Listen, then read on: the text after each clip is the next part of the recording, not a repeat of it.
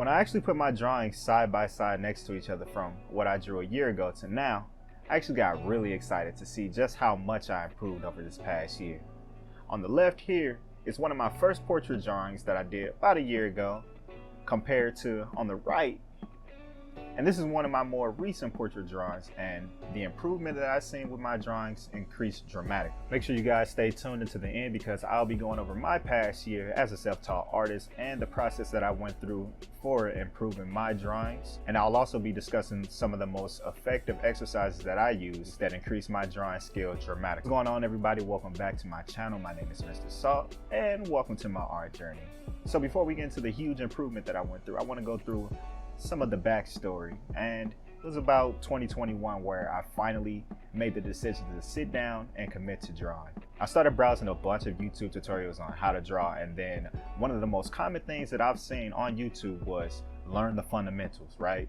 So this was a long list, and honestly, I was super overwhelmed and I really didn't know where to start. And even for the tutorials that I did watch early on, it still felt like I was missing a lot of vital information that I needed in order for me to understand the tutorial in the first place. So this is when I finally came across, look, this is not a sponsored video, but I'm talking about it again, Drawabox.com.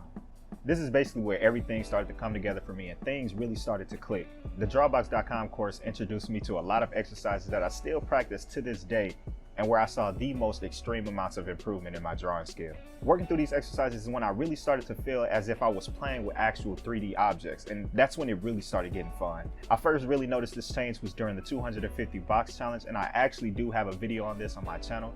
I have a link to the card up top. Be sure to click on that if you're interested. Once I saw that small bit of improvement during the 250 box challenge, man, I instantly got super obsessed with drawing. It basically came to the point where the amount of time I spent drawing increased dramatically. I basically started drawing almost every day, and I never really took more than 3 days without me drawing something, right? But even though I was drawing a whole bunch, I still only averaged about 1 to 1.5 hours because I still had a 9 to 5, right? And on days where I really wasn't motivated or didn't know exactly what to draw, I just did brain dumps in my sketchbook. And this is essentially where I just doodle or draw whatever that came to my mind. And I'm gonna be honest with y'all, a lot of these brain dump drawings were pretty ugly, but hey, you have to get the ugly drawings out the way. And also, it was a lot of good practice from me just drawing from imagination or me drawing from memory of objects that I might have studied. Back to my absolute obsession with the drawing skill in general. Even when I wasn't drawing, I was constantly watching other artists just for inspiration, motivation, and just see how they exactly do things. Like while watching them, I always try to analyze exactly what may be going through their head and try to connect it to what I was learning in Drawabox, and also trying to analyze how they execute the fundamentals and what ways are they utilizing it for whatever piece they may be making.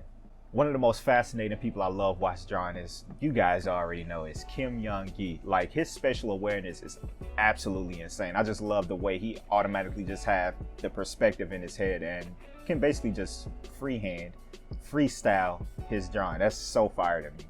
And then even when I was out during my day-to-day, I always caught myself just observing a lot more, right? And most of these observations, they were quick practice, but I normally just observe things that I see in real life and make some type of mental note about it. Some of the stuff that I noticed is just breaking it down into its basic shapes and its forms, just breaking things down into boxes, cylinders, and spheres.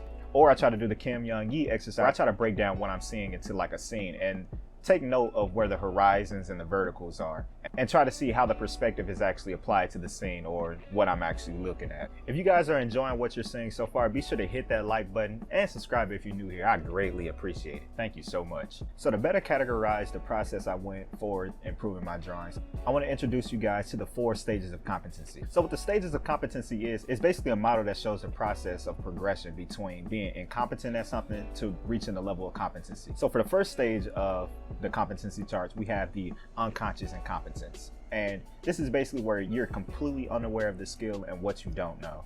And this was basically me during the first month or so, where I was browsing all the YouTube videos and searching up random tutorials and not really knowing how to piece things together, right? For the second stage, we have the conscious incompetence. And this is basically you are conscious that you are not really good at the skill. So I tend to bounce between this stage and the next. And that's because there's still some nuances in the fundamentals that I'm not 100% proficient at or can execute properly as of yet, right? And for the third stage, we have the conscious competence. And this is where you can use the skill, which is drawing, but only with a lot of effort. And effort is really the key word here. I could definitely draw a subject given enough time and study and intentional thought into how it's broken down into its nuanced forms. Now look, I ain't nowhere near this level, and I'd honestly say I'd more so fall at the beginning of this level, or mainly into the conscious and competent side. And then finally, we have the unconscious competence. And this is where you can perform the skill without any effort or any thought into it. And this is basically Kim Young-gi with his perspective and his camera angles. He's able to do this just subconsciously at this point. Me personally, we all know I have not yet reached this level, but it most definitely is the goal, and it's possible in some areas. It really depends on what I decide to specialize in. I haven't really decided on what I want to specialize in. As far as art, I've just been exploring all the different avenues and playing around to see what I like the best, right? There are times where I feel like my intuitive perspective kind of reached this level to an extent, mainly because my spatial awareness improved a lot just doing the Drawabox course and the dynamic sketching course on New Masters Academy. Now that we talked a little bit about the 4 stages of competency, I really want to go into depth of some of the exercises where I saw the most improvement in my drawing skill. So for the first exercise was really creating boxes from imagination and twisting and turning them. And this really helped me keep a mental note of how the lines of the box retract to a vanishing. Another exercise that I saw a lot of improvement in my drawing skill was actually creating checkerboards. This is a plane exercise, and the main thing that I get from this exercise is being able to find the midpoints of a plane, and also seeing how this plane sits in space depending on how I draw. I also have a video on this on my channel as well, so if that's something you guys are interested in, I'll keep a link in the card up here. For exercise number 3 is the cross contour exercise. And this really improved my ability to actually start feeling the forms and actually tricking myself into the 3D illusion. Because once I trick myself into this 3D illusion, then every mark that I put down feeds into this illusion. And finally, of course, is all of the mechanical exercises. So this is drawing straight lines, curved lines, circles, ellipses, all that extra good jazz. And I also have a video on this same video. All of the exercises that I just mentioned, I still practice and will continue to practice until I really feel like I reach competency stage 4. And for the most part, I normally just spend maybe 5 to 15 minutes at the beginning of every one of my drawing sessions, and I just flip to a blank page in the back of my sketchbook, and I do all of these exercises.